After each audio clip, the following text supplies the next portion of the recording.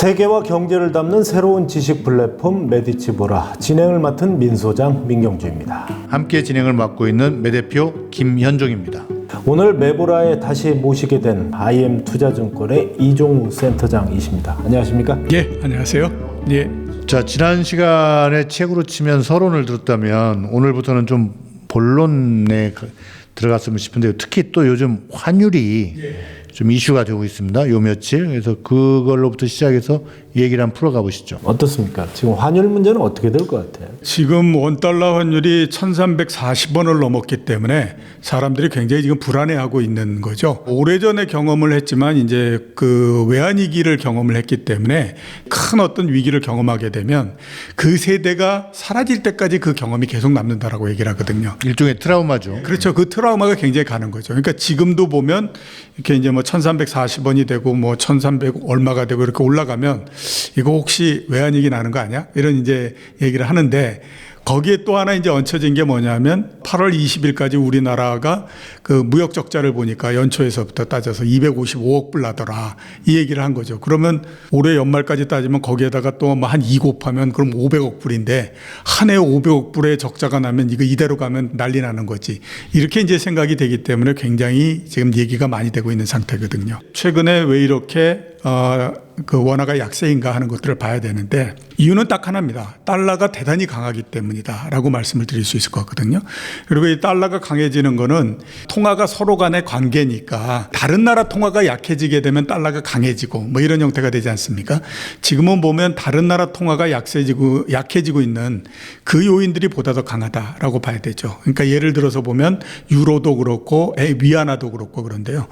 유로는 아시는 것처럼 지금 가뭄도 굉장히 심하고 그 다음에 또 그 러시아에서 천연가스 수출하는 거에 대한 제재를 많이 하다 보니까 가스 가격도 굉장히 많이 올라가고 뭐 이런 그 상태입니다. 그래가지고 영국 같은 경우에는 7월 달에 소비자 물가 상승률이 10.1%를 기록을 했거든요. 그리고 연말에 지금 영국의 중앙은행이 예상으로 물가 상승률이 한 13% 정도까지 올라갈 거다. 주요국에서는 처음으로 두 자릿수. 예, 그렇죠. 두 자릿수가 처음 된 겁니다. 그렇게 되다 보니까 이게 물가가 굉장히 높아지면서 유로화 전체가 지금 흔들리고 있는 그런 상태 이렇게 볼 수 있거든요.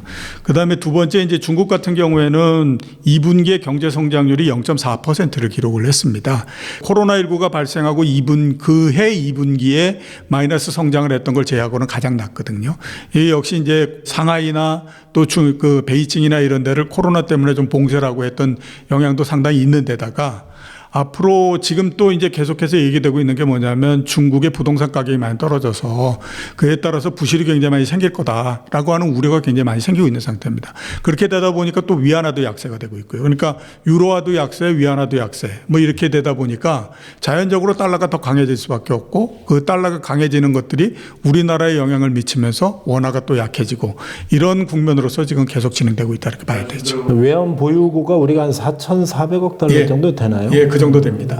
외환 얘기는 없다. 제2의 외환 얘기는 없다. 이렇게 단언해도 될까요? 제가 보기에는 제2의 외환위기는 없습니다. 왜 그러냐면 8월 20일까지 255억 달러의 적자가 났다 이렇게 얘기를 했는데 작년도 대비해서 올해까지 에너지 수입으로 해서 들어간 돈이 560억 달러가 더 들어갔습니다. 추가로. 예, 추가로.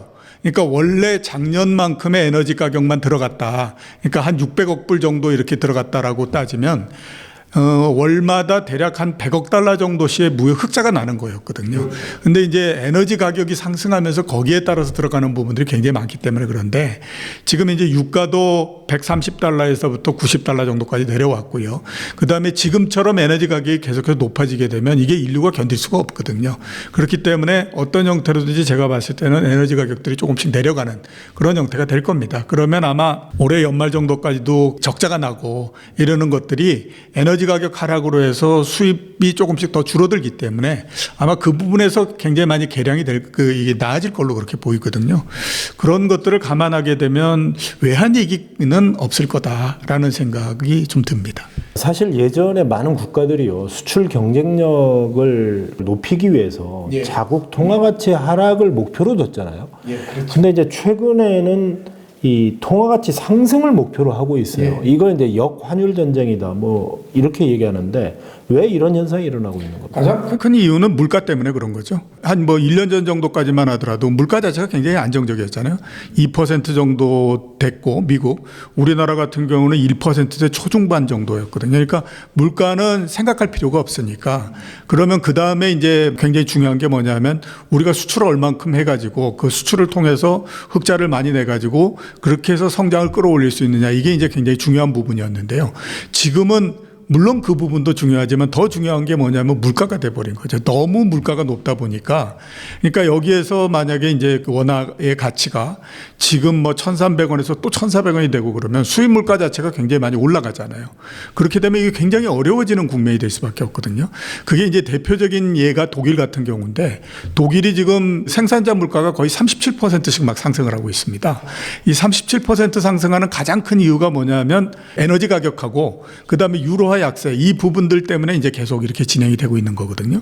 이게 독일이 37% 소비자 물가 상승하는 것이 1945년 이래로 가장 높은 그런 수준이니까 지금 모든 나라들이 이 부분들을 막아야 되는 것이 가장 최고의 지금 정책의 부분이거든요. 그렇게 되다 보니까 여기에서 일단 수입 물가가 높아지는 것을 방지하기 위해서 중요한 게 역시 이제 환율이 좀 강세가 돼야 된다. 그래서 지금 역환율 전쟁을 계속해서 벌이고 있는 그런 시도는 하는데 결과는 안 나오죠. 예, 그렇죠. 현재까지는 결과가 잘 안 나옵니다. 이게 결과가 안 나오는 이유는요. 모든 일이 벌어질 때는 그 원인이 있는 거거든요. 그러니까 그 환율도 뭐 그 우리나라 원화도 그렇고 유로화도 그렇고 이게 약세가 되는 거는 다 원인이 있는 건데 그 원인 부분이 지금 굉장히 강한 거죠. 그러니까 지금에서는 어떤 시도를 한다고 하더라도 그게 잘 통하지 않는 그런 그 상태. 그렇다고 또 시도를 안 할 수도 없고요. 예. 노력은 해야죠. 그렇죠. 이게 정책이 먹히고 안 먹히고에 관계없이 이게 그런 시도를 정부가 하고 있다라고 하는 것이 시장에 주는 사인이 있는 거거든요. 그것조차 안 하게 되면 시장에 아무런 사인을 안 주기 때문에 그러면 정부가 손을 놓고 있구나. 그러면 계속해서 환율이 올라가겠지. 이렇게 되니까 그걸 막기 위해서도 시도는 계속 해야 되는 거죠. 독일 같은 경우 제가 잘 아는 분이 거기에 사는데 예.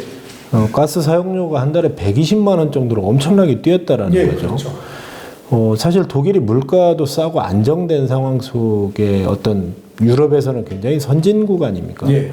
근데 37% 물가가 올랐다라는 건 거기에 살고 있는 분들의 고통, 그다음에 우리 특히 교민이나 유학생들이 많잖아요. 예. 굉장히 힘들다고 하죠. 어마어마하게 힘들죠. 지금 더군다나 여름이어서 난방비가 안 드는 상황인데도 이러는데 예. 겨울이 되면 어떤 상황이 초래될 것인가 두렵다고 하더라고요. 그래서 그 얘기들을 많이 합니다. 과연 올해 겨울을 제대로 넘길 수 있을 건가 하는 거에 대한 우려를 굉장히 많이 하고 있거든요. 지금 이제 겨울에 써야 되는 그 천연가스를 지금서부터 계속해서 비축해 가야 되거든요. 대개 과거 평균을 보면 8월 달 중순 정도 되면 필요한 양의 70% 정도를 확보하는 것이 일반적인 형태입니다. 유럽을 얘기하시는 예, 유럽 같은 경우가. 근데 지금은 확보율이 한 65% 정도밖에 안 됩니다. 그러니까 과거에 비해서도 조금 낮은 상태거든요. 근데 지금 완전히 이제 러시아가 주도권을 잡았기 때문에 러시아가 자기들 아무튼 좀만 뭔가 하게 되면 그러면 우리 공장을 사흘 동안 셧다운을 시키고 정비하겠어. 이렇게 가면 유럽은 그대로 당할 수밖에 없으니까 이게 정말로 유럽 사람들 입장 그리고 유럽 정부들 입장에서 봤을 땐 지금이 굉장히 어려운 상황인 거죠. 시간 싸움이네. 예, 그거를 미국이 해결을 해주지 못하니까 이게 제일 처음에 이제 그 우크라이나 사태가 나고 했을 때 많은 나라들이 미국과 같이 동조화 이렇게 됐었지 않습니까?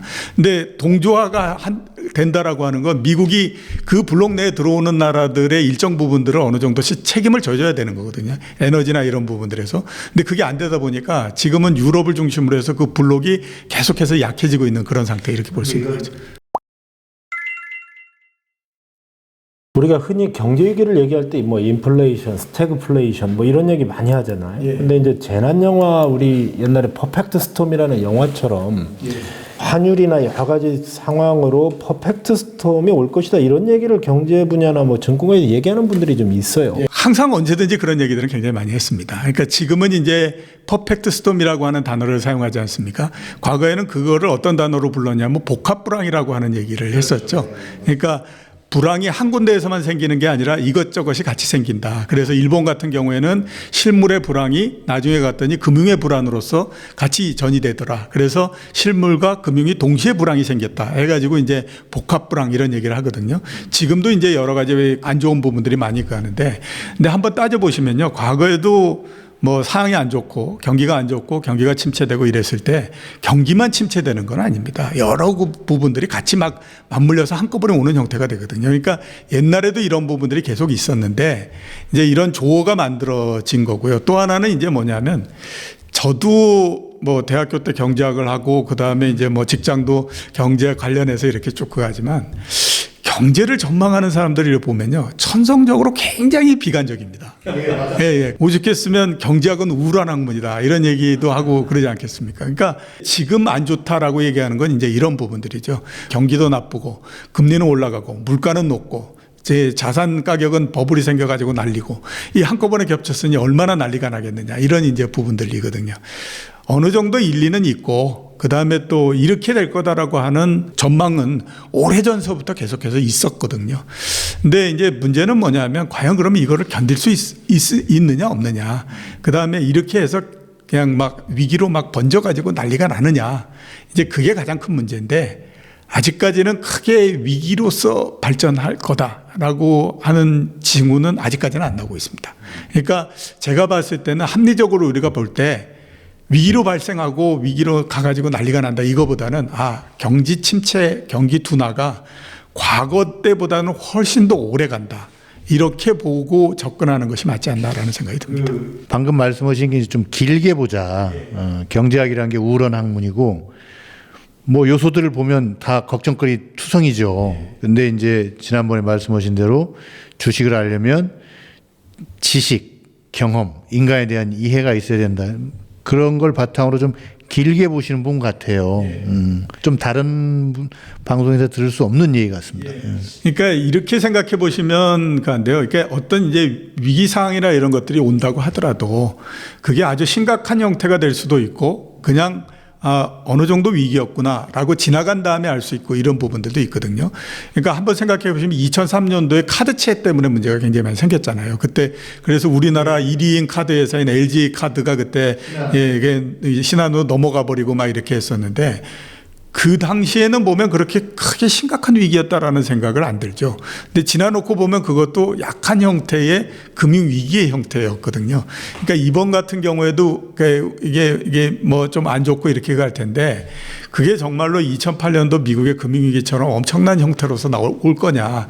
그렇지 않으면 우리가 상당히 안 좋지만 그래도 극복할 수 있는 정도가 될 거냐 하는 것들은 현재로서는 알 수 없지만 제가 생각했을 때는 후자의 가능성이 훨씬 더 높다 이렇게 이제 보고 있는 거죠. 지금의 경제 상황이 계절로 치면 몇 월 상순, 중순, 하순쯤 될까? 그러니까 우리가 이렇게 경제 상황에 대해 막 얘기를 하는데 이게 잘 와닿지 않거든요. 군대에서 제일 추운 때가 언제냐 물어보면요 11월 달이라고 제일 얘기를 합니다. 왜냐하면 아예 추우면 난방을 하잖아요. 근데 11월 달은 난방도 안 해주는데 이게 기온이 떨어지니까 굉장히 춥거든요. 그러니까 지금이 그거하고 똑같은 거예요. 그러니까 아예 경기가 굉장히 침체되고 둔화되고 그러면 사람들은 거기에 대해서 대응을 하거든요. 그리고 또 정부도 경기가 침체된 거를 어떻게 하겠다라고 해가지고 정책을 핍니다. 근데 지금은 그것도 아니니까 사람들은 아직 적응도 안 된 상태고 정부는 침체 확실히 된 것 같지는 않으니까 여기에서 그냥 좀 어떻게 좋아질 수 없을까? 이 정도에서 끝나면 되지 않을까? 이런 이제 생각을 하기 때문에 계속해서 금리를 올리잖아요. 근데 만약에 완전히 경기가 침체돼 버리는 형태가 되면 그때는 금리를 올리는 것이 아니라 이제 금리를 조금 내려볼까? 뭐 이런 생각도 하고 한다라고 하는 거예요. 그러니까 지금이 딱 보면 이거 사람들은 추워지는데 할 수 있는 거는 별로 없는 형태가 되다 보니까 딱 11월에 제가 봤을 땐 맞다 이런 생각이 들어요. 녹화일 기준으로 해서 바로 오늘 금리를 결정하는 한은금융통화위원회가 열리거든요. 금리 인상은 뭐 당연히 당연히 한다라고 봐야 되죠. 0.25% 하지 않을까. 혹시 이거 나갈 때는 이제 이미 결판이 났기 때문에 제 얘기가 틀릴 수도 있는데 아마 0.25%를 하지 않을까라는 생각이 듭니다. 이 경제 상황에 영향을 미치는 어떤 유가의 원자재가 또 이 부동산 가격, 금리, 환율 이 사각 영향관계 그리고 순환적인 어떤 변동 전망 등을 좀 현 시점을 대비해서 좀 설명해 주시면 좋겠어요. 여러 가지 변수들이 쭉 있지 않습니까? 그게 이제 순서상으로 이렇게 쭉 진행되는 것을 보게 되면요. 가장 먼저 움직이는 거는 주가가 가장 먼저 움직입니다. 그거는 어느 때건 간에 항상 보면 주가가 가장 먼저 움직이고요. 일주가. 일주가. 두 번째로 이제 움직이는 거는 뭐냐면 경제 변수들이 그 다음에 보면 쭉 움직입니다. 그러니까 주가가 막 이제 경제는 좋은 것 같은데 주가가 한참 떨어지잖아요. 그 이게 뭐 맞냐 틀리냐 막 얘기를 하는데 나중에 검증을 해보면 아, 이래서 주가가 먼저 움직였구나. 이게 나옵니다. 그 다음에 이제 세 번째로 거의 비슷하게 움직이는 것이 부동산 가격, 그 다음에 기업의 그 실적, 이런 것들이 이제 같이 움직이죠. 그러니까 부동산 가격이 항상 보면 경제 변수나 이런 것들보다도 더 늦게 나오고 이렇게 가는 거는 주식하고 부동산만을 비교해 보면 부동산은 규모가 크잖아요. 주식은 규모가 작고요. 그러니까 작은 돈을 가지고도 할 수 있고 부동산은 굉장히 큰 돈을 가지고 해야 되는 거니까 당연히 몸을 움직이는 게 굉장히 늦습니다. 그래서 이제 오는 거거든요. 그 다음에 이제 그런 것까지 다 지나고 나면 그 다음에 이제 금리를 움직이는 형태가 되죠. 왜냐하면 금리를 움직이는 거는 특히 이제 뭐 한국은행이나 이런 데서 기준금리를 어떻게 하느냐 하는 것들은 다 결과를 보고 하는 거거든요. 뭐 연준이 선제적으로 무슨 대응을 한다 이런 얘기를 하잖아요. 그건 이제 세상 편할 때 할 수 있는 얘기입니다. 그러니까 내 생각대로 경제 변수들이 다 움직이고 그래서 마치 내가 세상을 다 움직일 수 있는 것 같이 생각이 될 때만 그때 이제 뭐 선제적인 대응을 해보고 어쩌고 뭐 이런 얘기를 하는 거고요. 거의 대부분을 보면 정책이라고 하는 건 다 결과가 나와서 그 결과를 보고 아, 이 결과가 이렇게 됐는데 내가 이걸 이렇게 바꿔야 되겠다라고 생각하는 시점에서 하는 거기 때문에 대부분 보면 금리를 움직이고 그러는 정책들은 가장 늦게 나오는 형태가 되는 거죠. 미 연준의 어떤 금리의 마지노선 예. 어느 정도라고 보세요? 3%? 지금 제가 생각했을 때는 3.5%를 넘게 되면 그 다음에는 굉장히 부담스러워할 거다라는 생각이 듭니다. 그래서 3.5% 정도일 거다라고 보이는데요. 2000년서부터 작년도까지면 22년 동안이거든요. 그 22년 동안에 걸쳐서 그 기준금리도 그랬고 그 다음에 10년물 국채 수익률도 평균이 어느 정도냐면 대략 한 3.3에서 3.6% 정도 사이에 있었습니다. 그게 이제 2000년서부터 2010년대까지 그러니까 20년 중에 앞에 10년 그 동안에는 그래도 비교적 높았고요. 한 4.5% 이런 정도 됐었고 뒤에 10년은 2.2% 정도밖에 안 됐습니다. 그런 건데 대략 보면 3.5% 정도 되면 더 이상 뭐 그렇게 크게 그 금리가 낮다라고 하는 것들이 나오지 않을 거라고 보이고요. 지금 이제 9월 달에 미국이 0.5% 금리 인상하지 않습니까? 한다고 하지 않습니까? 그러면 3% 되거든요. 나머지 두 번 남았는데 두 번 0.25, 0.25% 올리면 3.5% 됩니다. 그러면 대략 올해 내에 금리 인상이 다 끝날 수 있는 형태가 되는 거죠. 우리도 그 정도까지는 올라갈 수 있겠네요. 우리는 대략 제가 봤을 때 3.5%까지는 올라가지 않을 것 같고요. 한국은행 기준으로 했을 때는 3% 정도 이런 정도까지는 올릴 것 같고 대신에 시장금리가 있지 않습니까? 그건 이제 중앙은행이 그 결정하는 금리고 시장금리는 우리나 미국이나 똑같이 3.5% 그거가 이제 중심되는 그런 정도까지 된다라고 봐야 되죠. 이런 시기에 투자자들은 좀 어떤 부분을 눈여겨봐야 될까요? 조금 포괄적인 질문이긴 합니다만. 예. 경제가 굉장히 어려워지고 이러니까 이게 이제 앞으로 야, 이거 주식시장도 이제 죽었다. 뭐 이렇게 이제 생각할 수 있지 않습니까? 근데 앞에 제가 말씀드렸잖아요. 선후 관계라는 것이 모두 있다. 뭐는 빨리 오고 뭐는 늦게 오고. 이제 주가는 이미 보면 굉장히 많이 하락을 해버렸거든요. 위에서부터 1000포인트 정도까지 내려왔으니까 그게 이제 경기가 둔화되고 이러는 거에 대해 반응을 어느 정도 한 거거든요. 문제는 뭐냐면 그거는 크게 후퇴하지 않는다라고 하는 거지 바닥에 어느 정도 도달했기 때문에 주가가 다시 올라가 버리고 이러는 건 아니라고 봐야 되거든요. 올라가기 위해서는 올라갈 수 있는 조건이 만들어져야 되는데 그 조건 중에 하나는 뭐냐면 그래도 최소한 경제가 여기서부터 더 나빠지지는 않는다라고 하는 것이 나와야 되는데 지금은 경제가 계속 내려가고 있는 상태니까 주가가 올라가기가 굉장히 어려운 거죠. 그런 측면에서 봤을 때는 일정하게 위아래가 정해져 있는 폭 내에서 계속 움직인다라고 봐야 되고 주식 투자를 하는 입장에서 봤을 땐 이런 상태에서는요, 뭐 삼성전자 뭐 이런 그 큰 종목들은 올라가기가 굉장히 어렵습니다. 그런 종목들이 올라가려면 에너지가 계속해서 보충돼야 되잖아요. 주식시장의 에너지는 뭐냐? 돈이 계속 들어와야 되는 거거든요. 근데 누가 이런 상태에서 주식시장에 돈을 넣겠습니까? 이게 뭐 주가 위아래가 뻔히 보이는 상태에서. 그렇게 되면 당연히 이제 삼성전자나 이렇게 큰 주식들은 올라가기 굉장히 어렵고요.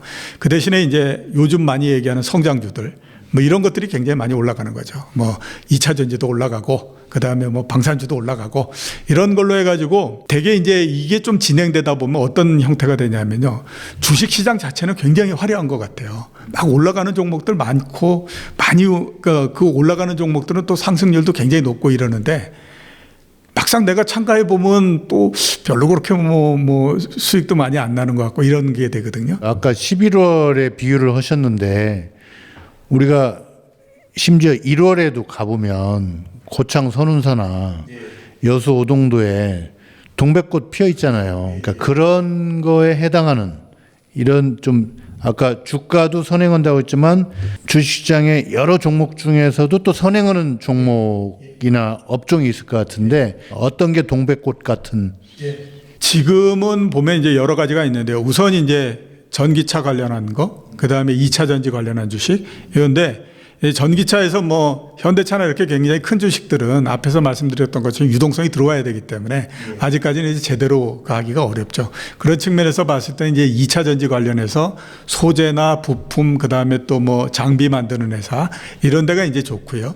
그다음에 이제 조선업 방이 괜찮을 거다라고 해서 최근에 조금씩 이제 그게 움직이고 있는데 뭐 다른 대형주보다는 상대적으로는 좀 괜찮을 거다라는 생각이 듭니다. 그다음에 이제 최근에 보면 이제 또다시 환경과 관련한 이런 부분들 얘기 많이 나오지 않습니까? 미국에서도 보고. 그러면 이제 그렇게 되면 대개 이제 친환경과 관련해서 그러니까 뭐 태양광 관련한 거든지 풍력과 관련한 그 회사든지 이런 것들이 이제 계속해서 올라가는 거죠. 그러면 보면 이게 과거에도 한 번 정도 계속 했었고 이렇게 되지 않습니까? 그러니까 역시 주식시장에서도 보면 하늘 아래 새로운 건 없다 이런 얘기 많이 하거든요. 그렇죠. 그러니까 그 과거에 이렇게 한번 올라가고 했었는데 그게 다시 지금 리바이벌 되는 거죠. 그거는 시장의 필요에 의해서 그렇게 되는 것도 있고 그다음에 상황이 그렇게 만들어지는 것도 있고 뭐 이런 거거든요. 2차 전지만큼 앞으로 성장성이 높을 만한 산업은 없다. 이런 얘기들 많이 하잖아요. 지금처럼 2차 전지의 가격이 떨어지면서 집적도가 계속해서 향상되면 대략 뭐 2030년 되기 전에 2차 전지 시장 자체가 디램 시장보다도 커질 거다라고 하는 전망이거든요.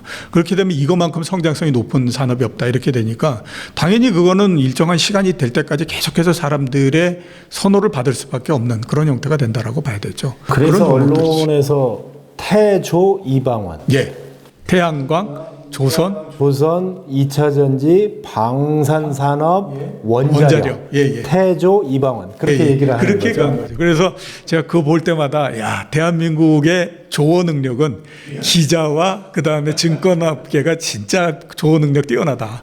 태조 이방원 중에서도 좀 대형주보다는 소형주 그리고 태조 이방원에서도 또 센터장님이 우선순위를 매긴다면 저는 2차 전지가 가장 괜찮다라고 봅니다. 그러니까 다른 것들은 물론 조선도 뭐 이익이 좋아질 거다 이렇게 하지만 그 이익이 좋아진다고 하더라도 제가 봤을 때 그 폭은 크지 않을 것 같고요. 그다음에 이거는 좋아지는 것이 뭐 한 1, 2년 정도에 끝나는 거잖아요. 좋아진다고 하더라도. 근데 2차 전지는 이제서부터 어느 정도 시작을 해서 가는 거거든요. 그렇기 때문에 이게 굉장히 지금에선 중요하다라고 봅니다. 큰 부분들을 대체해서 새로운 것이 나오고 했을 때 그 새로운 것이 전체 시장에서 차지하는 비중이 3에서 4% 정도를 지나면 그 다음서부터는 모든 투자가 새로운 것으로서 몰린다 이런 얘기를 하거든요. 그러니까 이런 겁니다. 과거엔 지금은 이제 전기로 모두 다 가로등을 설치했지만 과거에는 전기가 없었을 거 아니에요. 가스등으로 했지 않습니까? 근데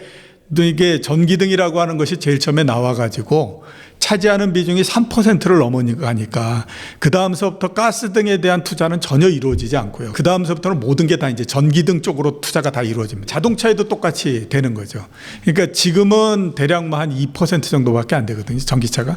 근데 쭉 가서 한 5% 정도 이렇게 되면 그 다음서부터는 내연 자동차 쪽에 투자는 거의 들어가지 않는 거죠. 특히 새로운 투자는 없고 기존에 있는 이 설비나 이런 것들이 노후화되면 그걸 조금씩 교체하는 정도 하고 나머지 모든 투자는 전기차로서 들어가는 거거든요. 그렇기 때문에 그 기간이 굉장히 오래 가니까 그걸 생각을 하셔야 되는 거죠. 반도체 관련해서 지금 삼성전자에 대한 그 많은 실망 또 그런 얘기 하셨더라고요. 이종우 센터장님이 삼성전자는 좋은 회사이긴 하지만 좋은 종목이냐. 전혀 다른 문제다. 굉장히 인상 깊게 봤어요. 어떤 의미에서 그런 말씀을 하셨어요? 그러니까 좋은 회사는 우리가 많이 알고 있는 것처럼 뭐 이익도 많이 내고 성장도 어느 정도 되고 이러는 회사는 굉장히 좋은 회사 이렇게 볼 수 있는 거죠. 좋은 주식은 그런 거에 플러스해서 최소한 주가의 변동이 그렇게 크지 않고 뭐 이런 그러니까 예측 가능성이 어느 정도 좀 뛰어나고 이렇게 돼야 되는 것이 그거에 플러스돼서 생기는 좋은 주식 이렇게 볼 수 있는 거거든요. 그러니까 이번 같은 경우에도 나스닥이 굉장히 많이 떨어지고 그러지만 애플이나 그다음에 뭐 구글 이런 종목들은 시장이 떨어지는 거에 한 뭐 3분의 1 정도밖에 안 떨어지고 뭐 이렇게 되지 않습니까? 대신에 이제 올라가는 것도 뭐 그다음에 뭐 올라간다고 해서 갑자기 또 배가 되고 이러지는 않지만 꾸준히 이렇게 올라가는 거거든요. 근데 삼성전자는 최근에는 그래도 옛날보다는 좀 덜해졌지만 옛날에는 정말로 난리가 아니었거든요. 반도체 경기가 좋으면 주가가 한 4-5배 정도 뛰었다가 반도체 경기가 나빠지면 고점에서부터 70%가 하락을 했다가 막 이 난리였었어요. 이게. 그러니까 틀림없이 보면 이익이 꾸준히 계속해서 증가해 왔고 그 뭐 한 5년 전에 비해서는 지금의 이익이 더 증가해 왔고 그다음에 또 뭐 세계적인 점유율도 상당히 높고 이렇게 되기 때문에 좋은 회사인 건 분명한데 아니 주가가 한번 떨어질 때 뭐 70%씩 떨어지고 그러면 이거 그 안에 있는 이 주식을 갖고 있는 사람이나 주식을 매매하는 사람이 이거 거의 죽어나는 거 아니냐. 그러니 이게 좋은 주식은 아니다. 이렇게 이제 볼 수 있는 거거든요. 왜 그렇게 됐을까요? 반도체 경기 자체가 기복이 너무 심하기 때문에 그렇습니다. 그러니까 반도체라고 하는 것이 엄청난 설비 이 회사인 거거든요. 그렇기 때문에 이게 너무 많은 설비가 들어가고 기술력이 어느 정도 있어야 되니까 일정 시점서부터는 더 이상 참가해 올 수 있는 회사가 없어지는 거잖아요. 거기에다가 과거에 반도체 전쟁을 치르면서 경쟁을 했던 주자들이 다 떨어져 나가버리고 지금은 세계적으로 D램 반도체를 만들 수 있는 회사가 몇 개 안 되는 형태잖아요. 크게 3개 뭐 이런 정도밖에 안 되니까 그러니까 한번 경기가 좋아지게 되면 그 회사들은 엄청나게 돈을 버는 거게 되거든요. 근데 또 마찬가지로 경기가 나빠지면 상당히 안 좋아지는 거니까 이런 기복이 생긴 거죠. 불확실성의 증가 내지는 최종 라운드의 치열함. 예, 그렇죠. 그러니까 지금도 왜 내년도 보면 반도체 경기 특히 D램 경기가 안 좋을 것 같다라고 이렇게 얘기를 하느냐. 이걸 따져보면요. 이게 다른 것보다도 미국이나 이런 데서 이제 정부가 많은 지원을 해줬잖아요. 그 가게에다가. 그 지원을 해준 것이 제일 처음 지원을 받았을 때는 밥을 먹고 이러는 데 쓰지만 그 다음서부터는 그 돈을 모아가지고 내구 소비재를 사용하거든요. 그러니까 전자제품을 교환하고 그러는데 그게 불과 1년 반 전 정도 얘기니까 교환을 많이들 했다라고 하는 거예요. 그러니까 추가적으로 교환할 수 있는 것들이 그렇게 많지 않은 상태가 되니까 자연적으로 D램이나 이런 거에 대한 수요가 줄어드는 형태가 되거든요. 근데 수요가 줄어드는 만큼 공급을 줄이면 되는데 D램이라고 하는 거는 한 번 공장을 가동시키면 24시간 1년 365일 계속 가동을 시켜야 됩니다. 그걸 한번 중단을 했다가 다시 시작을 하려고 그러면 굉장히 많은 코스트가 들어가기 때문에 계속해서 해야 되거든요. 그러니까 수요가 얼마가 있건 없건 상관없이 계속 공급은 돼야 되니까 이게 공급 초과가 조금만 되게 되면 굉장히 가격에 미치는 영향이 커지고 기업 이익에다 미치는 영향이 굉장히 커지는 거죠. 그렇게 돼서 지금 문제가 생기는 그런 부분들입니다. 올해 하반기에 국내 기업 실적을 좀 좋지 않게 평가하셨더라고요. 그 이유가 뭡니까? 그거는 앞에서 제가 선후관계를 말씀드렸잖아요. 주가가 제일 먼저 움직이고 그다음에 경제 변수가 움직이고 맨 마지막에 기업 실적이 움직인다. 이제 기업 2분기까지는 괜찮았는데 2분기까지 괜찮았던 건 우선 경제 변수가 2분기에 그렇게 나빠지지 않았어요. 근데 지금서부터 본격적으로 나빠지니까 선후관계로 봤을 때 이제 기업 실적도 나빠질 때가 됐다. 이렇게 봐야 되고 그다음에 또 2분기까지도 이 기업 실적이 좋았던 건 환율의 영향도 굉장히 많이 있었거든요. 근데 이제 시간이 지나면 또 이제 그 환율도 뭐 조금씩 낮아지고 그렇게 되면 그런 것들을 감안하게 되면 하반기 정도서부터는 기업 실적이 상대적으로 좀 둔화되는 형태가 될 거다라고 봐야 되는 거죠. 우리가 주식은 잘 아는 종목이지만 금리 상승기에는 채권에 투자하는 것도 좋다라는 말씀을 하셨잖아요. 제가 아무튼 채권 말씀을 드리면 거의 대부분의 많은 분들이 그 얘기를 하십니다. 채권은 어렵다. 채권은 돈이 많이 있어야 되는 사람이 하는 거다. 이런 얘기를 많이 하거든요. 그거는 제가 생각했을 때 모르기 때문에 막연하게 생기는 두려움. 이런 정도라고 보이고요. 그러니까 채권은 오히려 주식보다도 훨씬 더 하기가 쉽습니다. 주식은 뭐를 판단해야 되냐면 만약에 대한항공이라고 하는 회사가 있다. 대한항공 주식을 사기 위해서는 대한항공이 내년이나 내후년도에 기업이익이 어떻게 될 건가 하는 거를 판단해야 되거든요. 근데 내가 대한항공 채권을 산다. 내가 이 채권을 갖고 있는 동안에 대한항공이 망할지 안 망할지만 판단하면 됩니다. 그럼 어떤 게 쉽겠습니까? 망하는 걸 판단하는 것과 기업이익이 나는 걸 판단하는 거. 당연히 망하는지 안 망하는지를 판단하는 것이 훨씬 더 쉽잖아요. 그러니까 그런 면에서 봤을 때 보다 더 쉽다라고 봐야 되죠. 근데 이걸 안 해봤기 때문에 막연하게 굉장히 어려울 거다라는 생각을 하고, 또 하나 채권이 굉장히 어려울 거다라고 생각하는 가장 큰 이유는 뭐냐면, 단가 계산을 우리 왜 저 고등학교 다닐 때 등차 수열, 등비 수열 이렇게 해서 했지 않습니까? 그거 가지고 이제 이 단가를 내거든요. 그러니까 그것만 생각하면 머리가 아픈 거예요. 그 복잡한 수학을 계속 해야 되냐. 근데 주가도 주식도 살 때에 이게 이런 가치가 있습니다라고 해가지고 재무제표 다 봐서 그거 뽑아가지고 제가 하는 거 아니지 않습니까? 똑같이 보면 이게 가격이 얼마일 때 우리가 수익률이 얼마다라고 하는 거는 증권회사에서 프로그램으로 다 개발을 해놨거든요. 그렇기 때문에 나는 그런 단가를 일일이 계산하지 않아도 됩니다. 그래서 이제 되는 건데, 자, 제가 채권 이렇게 조금 좀 권해드리고 하는 거는요. 우리나라에서 채권하고 주식하고를 비교해 보면요, 채권이 월등히 높은 수익을 계속해서 기록을 했습니다. 1990년서부터 지금까지 계속해서 만약에 1990년도에 1,000만 원을 가지고 계속 투자를 했다. 지금 주식을 계속 갖고 있는 사람은 그게 3,200만 원 뭐 이런 정도밖에 안 됩니다. 근데 채권을 계속해서 갖고 있어가지고 이자 나오는 거를 그냥 다시 투자하고 이렇게 해서 했다라고 따지면요, 지금 그 1,000만 원이 대략 지금 1억 정도 이렇게 돼 있거든요. 그러니까 월등히 차이가 나요. 그 다음에 똑같이 보면 2011년 이후에도 보면요, 우리 2011년 이후에 금리가 굉장히 낮아져서 막 이런 얘기 했잖아요. 그때에서부터 보더라도 채권하고 주식의 그 수익률 차가 2배 정도가 됩니다. 그러면 채권이라고 하는 거는 이거는 언제 나한테 그 이자가 얼만큼 나오고 이러는 게 딱 정해져 있잖아요. 그러니까 확실하게 다 알 수가 있는 거지 않습니까? 그러니까 부도만 안 난다라고 하면. 근데 주식은 그게 아니잖아요. 들쑥날쑥하고 막 난리가 아니잖아요. 그러면 다 예측할 수 있는 게 수익이 높다라고 하면 그게 보다도 조금 괜찮지 않냐. 이렇게.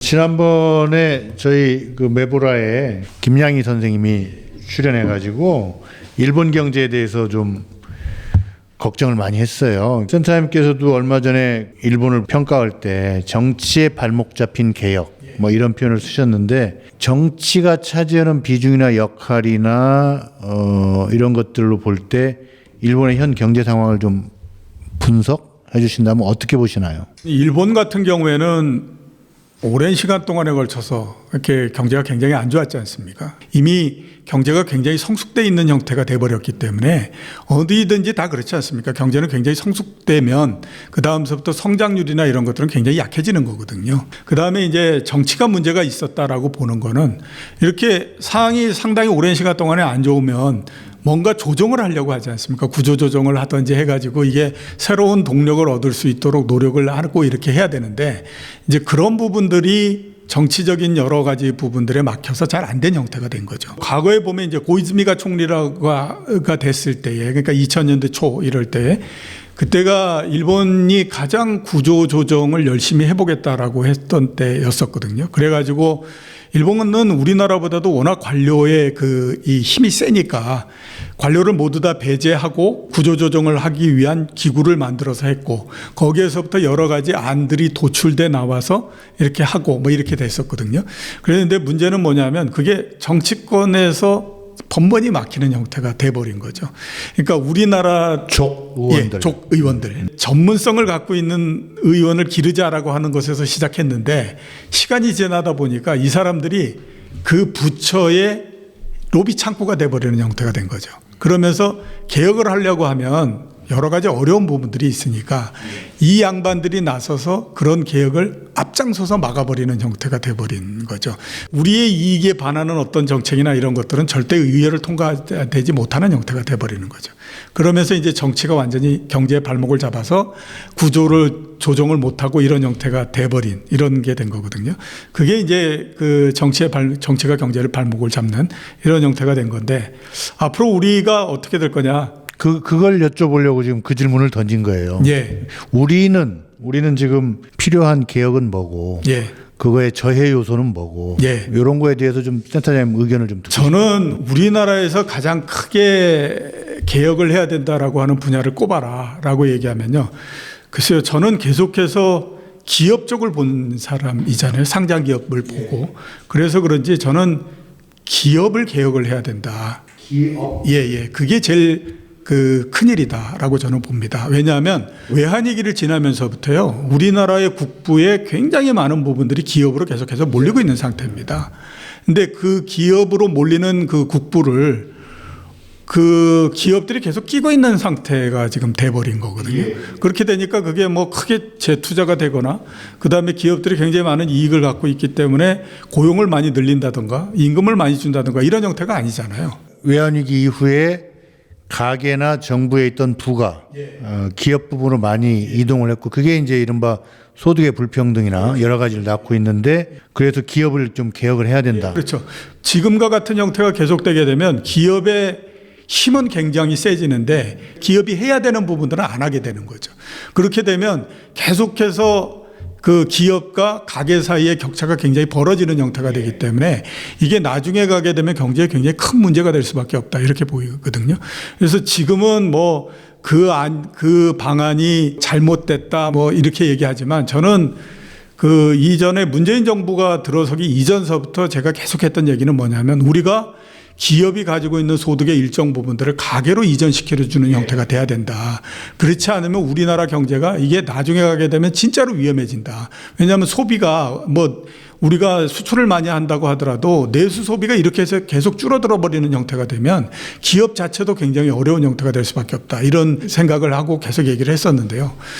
그래서 지금도 보면 그런 것들이 굉장히 필요하다라고 생각하는데, 오히려 이번 정부 들어서는 기업의 그 힘을 보다 더 실어주는 형태로서 가지 않습니까? 이거는 나중에 되면 굉장히 어려운 형태가 될 거다라고 생각이 되거든요. 기업 내부에 있는 사람들이 그거를 자생적으로 개혁을 의지는 없는데, 뭐 돈이 계속 쌓이는데 왜 그걸 마다하겠어요. 근데 그러면 문제는 정부라도 퍼블릭 섹터가 나서서 해줘야 되는데, 정부는 반대로 지금 뭐 법인세 같은 걸 낮춰주겠다고 하니, 이거는 당장은 그 경기 활성화에 보탬이 될지 몰라도 장기적 차원에서 보면 국가 경제, 기업 경제, 가계 경제에 참 걱정이 되는 요소다, 이 말씀이시죠? 예, 그렇죠. 과거에는 뭐 현대자동차다, 우리가 수출을 먹고 살기 때문에 삼성전자다, 이런 것들이 이제 수출을 하게 되면 관련된 어떤 제조업체들이 부품이나 2차, 뭐 3차들이, 벤더들이 같이 잘 사는 구조였는데, 지금 말씀하신 대로 삼성전자가 이제 유보금을 엄청나게 쌓아놓고 있지만, 과연 고용 효과가 얼마나 있느냐. 두 번째로는 삼성의 생태계 안에서 모든 소비가 이루어진다는 거죠. 애들 데리고 놀러 가는 거 에버랜드에 가고, 어디 가면 삼성 호텔에 자고, 자기들 또 페이버를 주지 않습니까? 삼성의 반도체가 아무리 수출이 돼도 삼성과 관련된 이외에 갈 수 있는 거라고는 연말에 불우이웃돕기 성금 내는 정도 아니냐.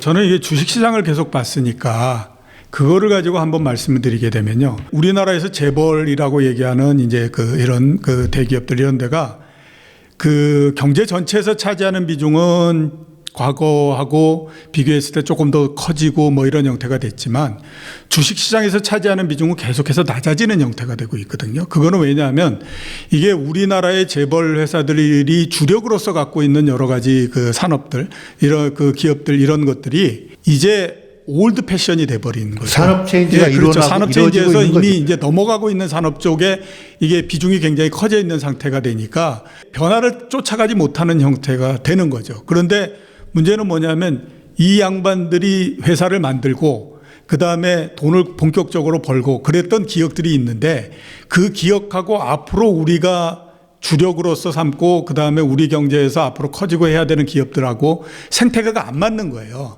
안 맞다가 보니까 이쪽은 돈은 많이 갖고 있는데 이쪽에 투자를 못하는 형태가 되는 거죠.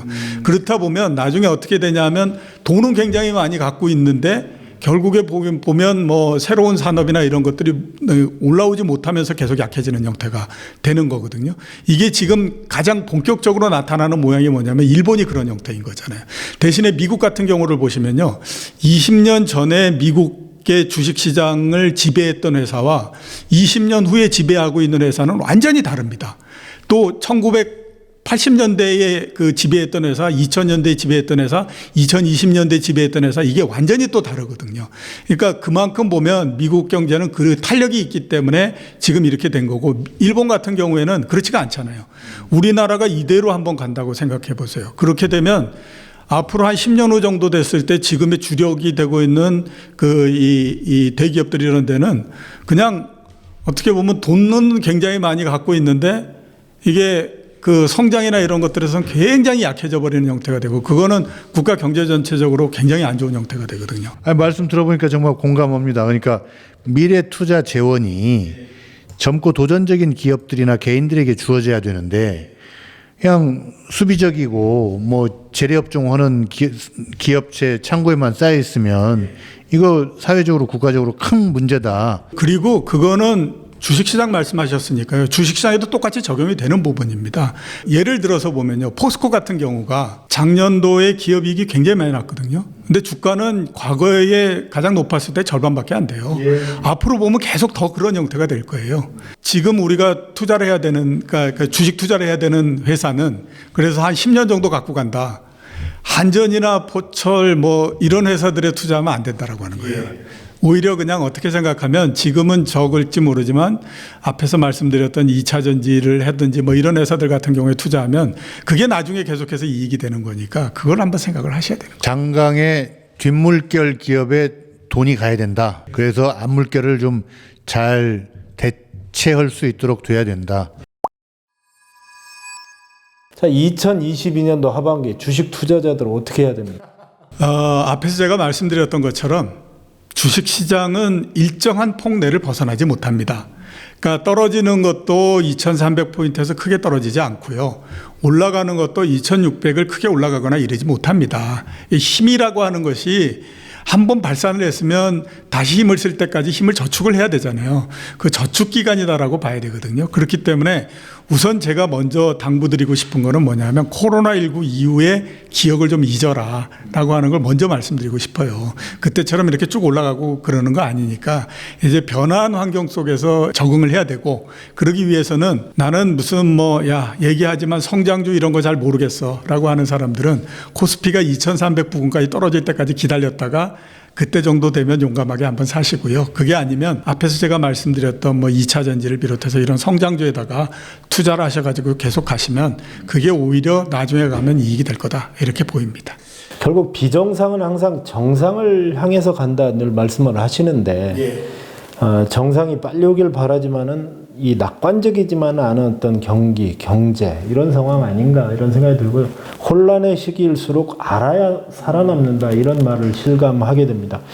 이종우 센터장님께서 지난번에 어쨌든 주식을 하려면은 지식, 경험, 인간에 대한 이해가 필요하다 이렇게 말씀하셨던 게 더욱 마음에 와닿고요. 앞으로 자주 오셔서 좀 급변하는 경제 또 경기 상황 투자에 대해서 지식과 조언 부탁드리겠습니다. 예, 말씀만 하시면 언제든지 제가 세계와 경제를 읽는 새로운 지식 플랫폼 메리츠보라, 알찬 지식과 정보 또 정확한 관점을 가지고 다음 시간에도 흥미로운 내용으로 찾아뵙겠습니다. 함께해 주신 청취자 또 시청자, 구독자 여러분 감사드립니다.